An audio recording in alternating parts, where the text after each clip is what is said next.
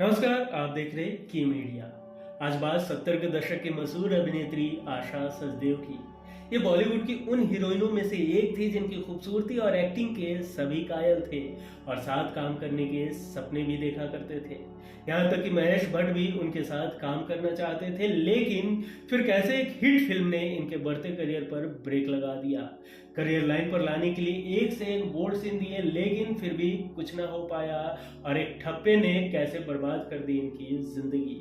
कैसे मुस्लिम माता पिता की ये बेटी हिंदू बन गई और क्यों और किसके नाम की ये बिन ब्याही विधवा बनकर गुजार रही है जिंदगी। जिन्होंने हीरोइन से लेकर वैम तक हर किरदार को बड़ी खूबसूरती से निभाया, कैरेक्टर रोल हो या फिर डांस की बात, हर हुनर पे चार चांद लगाती थी आशा सचदेव। तो चलिए शुरू करते हैं आज के किस्सों का सफर। लेकिन उससे पहले अगर अभी तक आपने इस चैनल को सब्सक्राइब नहीं किया है तो प्लीज सब्सक्राइब कर लें। आशा सचदेव का जन्म 27 मई 1956 को मुंबई के एक मुस्लिम परिवार में हुआ था। इनके पिता का नाम आसिफ हुसैन वारसी था और वो एक शायर थे।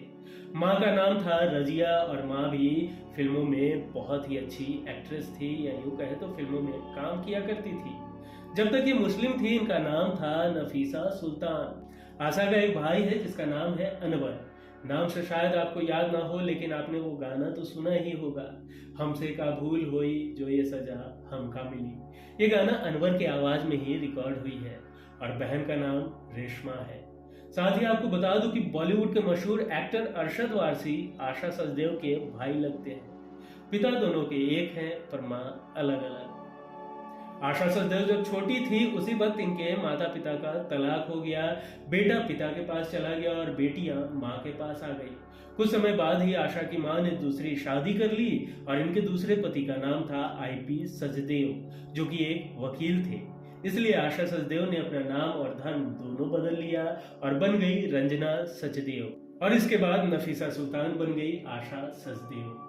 आशा को बचपन से ही फिल्मों में काम करने का बड़ा शौक था, इसलिए उन्होंने पुणे के FTII कॉलेज से 2 साल की डिप्लोमा की डिग्री ली और सीधे पहुंच गई अपनी किस्मत आजमाने फिल्म इंडस्ट्री में।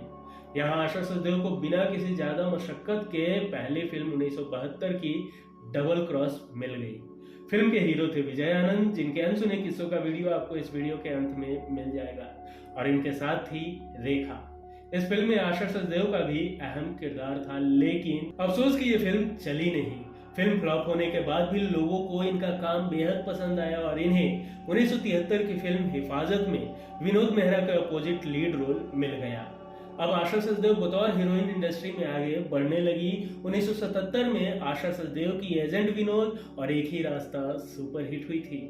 कई फिल्मों में लीड रोल निभाने के बाद आशा सचदेव ने 1978 की फिल्म प्रियतमा में सपोर्टिंग रोल में नजर आई थी। इस फिल्म की हीरोइन थी नीतू सिंह और आशा इनकी सहेली का किरदार निभाई थी।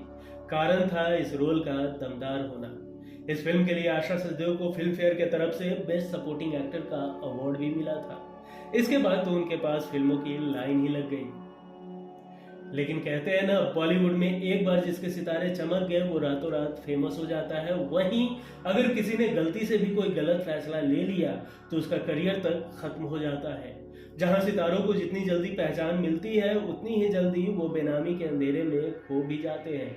आज यहाँ सनी लियोनी और मिया मालकोवा जैसी एक्ट्रेस को फिल्म इंडस्ट्री दिल से अपना रहा है। वहीं एक वक्त ऐसा भी था जब अगर गलती से भी कोई एक्ट्रेस B ग्रेड जैसी फिल्मों में काम कर ले तो उसको दोबारा उस फिल्म इंडस्ट्री में एंट्री मिलना मुश्किल हो जाता था। कुछ ऐसा ही हुआ अपने समय की फेमस अभिनेत्री आशा सचदेव के साथ। बता दें कि आशा के करियर को एक B ग्रेड फिल्म ने पूरी तरह बर्बाद कर दिया था, जिसके बाद उन्हें कभी भी अभिनेत्री के तौर पर लीड रोल नहीं मिला। उन्हें मुश्किलों से भी अगर कोई रोल मिलता तो वो भी साइड एक्ट्रेस या किसी की बहन का। आखिर मजबूरी में उन्हें उस रोल को करने के लिए हाँ करनी पड़ती थी, क्योंकि उनके पास दूसरा कोई ऑप्शन नहीं होता था। अपने सफलता के चरम पर रहते हुए आशा सचदेव ने एक फिल्म की थी बिंदिया और बंदूक। बेशक ये फिल्म B ग्रेड थी पर यह फिल्म जबरदस्त हिट रही थी। आशा सचदेव के अभिनय की भी खूब तारीफ हुई। इसी फिल्म ने आशा सचदेव के एक्टिंग करियर पर ऐसा ब्रेक लगाया कि उनकी जिंदगी ही पलट गई। अपने समय की टॉप की अभिनेत्री आशा के बी ग्रेड फिल्म में काम करने के चलते उनके साथ कोई भी काम करने को राजी नहीं हुआ। यहाँ तक कि ए ग्रेड के निर्देशकों ने तो बिल्कुल ही कन्नी काट ली। यहाँ तक कि जिन निर्देशकों और कलाकारों को वो जानती थी वो भी उनसे मुंह चुराने लगे। नतीजा ये हुआ कि आशा सचदेव के हाथ से कई बड़ी फिल्में निकल गई। इसके बाद न चाहते हुए भी आशा सचदेव को कम बजट वाली फिल्मों में काम करने के लिए मजबूर होना पड़ा। जहां एक वक्त था कि सभी आशा सचदेव के साथ काम करने के लिए लाइन लगाकर खड़े रहते थे, वहीं एक वक्त ऐसा आया कि लीड हीरोइन को मजबूरी में सपोर्टिंग हीरोइन का किरदार निभाना पड़ा। किसी फिल्म में वो हीरोइन की बहन बनती तो किसी फिल्म में उनका छोटा सा साइड किरदार हुआ करता था और देखते ही देखते वो कैरेक्टर रोल तक ही सीमित रह गई। रेखा की आई एक फिल्म मैं वो नहीं में लोगों ने आशा सचदेव को काफी सराहा और उनके बोल्ड लुक की तारीफ भी की, लेकिन उसका भी कोई खास फायदा उन्हें नहीं मिला। उसके कुछ सालों बाद आशा सचदेव ने फिल्मों को हमेशा के लिए अलविदा कह दिया। आशा सचदेव को हमेशा ही इस बात का मलाल रहा कि उन्हें अच्छे किरदार निभाने को नहीं मिले। फिल्म इंडस्ट्री के लोगों तक ने उनसे मुंह मोड़ लिया। न जाने किस बात के लिए आशा सचदेव को इतनी बड़ी सजा मिली कि अच्छे खासे चलते करियर पर रोक लग गई। आशा सचदेव ने अपने जीवन में सिर्फ एक ही इंसान से सच्ची मोहब्बत की थी, जिसे वो अपना हमराही भी बनाना चाहती थी, और वो थे एक बिजनेसमैन किशन लाल। लेकिन आशा सचदेव के साथ किस्मत ने एक बार फिर मजाक किया और आशा की मंगनी किशन लाल से हुई, लेकिन शादी के चंद दिनों पहले ही उनका एक्सीडेंट में निधन हो गया, वो भी मात्र 30 साल की उम्र में। जिसके बाद आशा ने कभी शादी नहीं की और वो किशन लाल की ही बिन ब्याही विधवा के रूप में अपना जीवन गुजारने लगी। फिलहाल वो मुंबई के बांद्रा वेस्ट में रहती है। साल 2000 में इन्होंने फिल्मों में वापसी की और फिजा, आगाज, झूम बराबर झूम और आजा नचले जैसी फिल्मों में कैरेक्टर रोल की थी। इन्होंने 1986 की टेलीविजन सीरियल बुनियाद और 2008 में सब टीवी पर प्रसारित जुगनी चली जलंधर में भी काम किया था। वो लोग जो मेरे नाम पे मरते थे, आज मेरा नाम लेने से भी डरते हैं।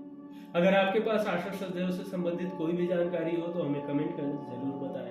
वीडियो पसंद आई हो तो एक लाइक जरूर कर दें। मिलेंगे अगले वीडियो में फिर किसी दिलचस्प किस्सों के साथ। तब तक के लिए नमस्कार।